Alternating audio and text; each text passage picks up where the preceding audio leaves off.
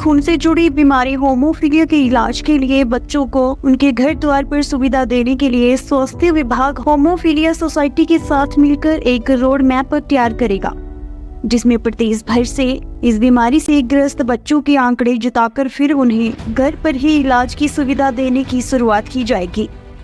मंगलवार को हमीरपुर में स्वास्थ्य विभाग और हीमोफीलिया सोसाइटी द्वारा मिलकर एक सेमिनार का आयोजन किया गया।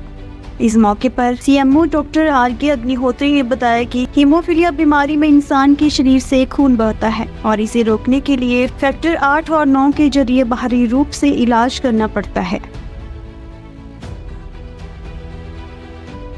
जी नमस्कार।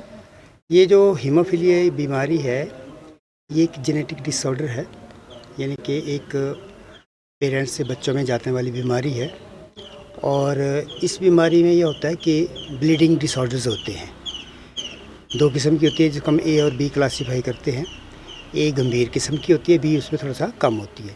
इसमें ये होता है कि जो हमारे ब्लड में जो क्लॉटिंग फैक्टर होते हैं, जो खून को जमाते हैं, जब कहीं पे अगर कट लग जाए, चोट लग जाए या गिर जाए आदमी, तो हमारे शरीर में ऑटोमेटिकली एक तरीका होता है कि वो ब्लीडिंग जो है वो रुक जाती है अपने आप कुछ देर बाद।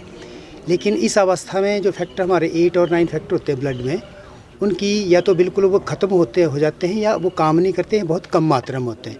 तो इसलिए इस बीमारी में जहाँ भी हल्की सी चोट लगती है या केवल बिना चोट के भी उस जगह से, आँख से, नाक से, कान से, पेट से, गले से, जॉइंट से, ब्रेन में कहीं भी ब्लीडिंग हो सकती है अगर हल्की सी भी चोट लगे। सामान्यतः इसका पता अगर गंभीर किस्म की बीमारी हो तो 1 महीने के अंदर अंदर उस बच्चे में लक्षण आ जाते हैं पैदा होने के बाद। और ये जो बॉयज़ होते हैं यानी कि मेल जो सेक्स है उसमें ये ज़्यादा होते हैं, क्योंकि एक्स लिंक्ड बीमारी ये गर्ल लड़कियों में बहुत कम होती है। इसमें मुख्यतः लड़कों में ही पाई जाती है। तो 1 महीने के अंदर अगर एक किस्म की तो आ जाती है। जो बीच की बीमारी है वो लगभग 7-8 हफ्ते के बाद या 7-8 महीने में आ जाती है। और जो उसमें बिल्कुल मात्रा होती है इस फैक्टर 8 और 9 की, तो उनमें 2 से 3 साल में ये लक्षण आ जाते हैं ब्लीडिंग के, यानी कि ब्लीडिंग के लक्षण आ ही जाते हैं। और उसको रोकने के रोकथाम के लिए एक हमें बाहर से ये चीज़ देनी पड़ती है जो फैक्टर 8 और 9 है उन बच्चों को जिनको इस बीमारी से ग्रसित होते हैं। तो ये हमारी हिमाचल प्रदेश की जो सोसाइटी है उसने ये ऑर्गेनाइज़ कर रही है, haemophilic society of Himachal Pradesh, जो कि मंडी में रजिस्टर है। ये पूरे हिमाचल में देखते हैं। और हमें जो था वो शिमला से भी लेटर आया था कि इनको कोऑर्डिनेट करके जो भी हमारे बच्चे हैं मेरे जिलों को उनको आइडेंटिफाई करें। और क्योंकि उनको कई बार फैक्टर मिल नहीं पाता है और ये कई बार वीकली में 2 या 3 बार लगाना पड़ता है और कई बार से ज़्यादा भी लगाना पड़ता है। और हमारे पास जो ब्लड बैंक का डाटा था वहाँ पे लगा 18 बच्चे हमारे पास इस तरह के हीमोफीलिक बच्चे थे यहाँ पे। और अगर आ जाए प्लीज़ सर। और वैसे देखें डाटा तो प्रति लाख पे लगभग डाटा ये है कि 10 बच्चे इस तरह के पैदा हो सकते हैं। तो 5 लाख अगर हमारी पॉपुलेशन तो 50 बच्चे हमारे इस तरह के हो सकते हैं at any point of time. उनके लिए उन बच्चों को ये फैक्टर देना पड़ता है और ये लगातार देना पड़ता है। इसका कोई क्योर नहीं है, कोई वैक्सीन नहीं है, कोई लेटेस्ट जो जीन थेरेपी वगैरह चली है तो उसमें हो सकता है आने वाले टाइम में क्योर हो जाए। लेकिन अभी ये लगातार ये फैक्टर बाहर से देने पड़ते हैं और वो फैक्टर जो अवेलेबिलिटी भी नहीं होती है वो कॉस्टली होता है।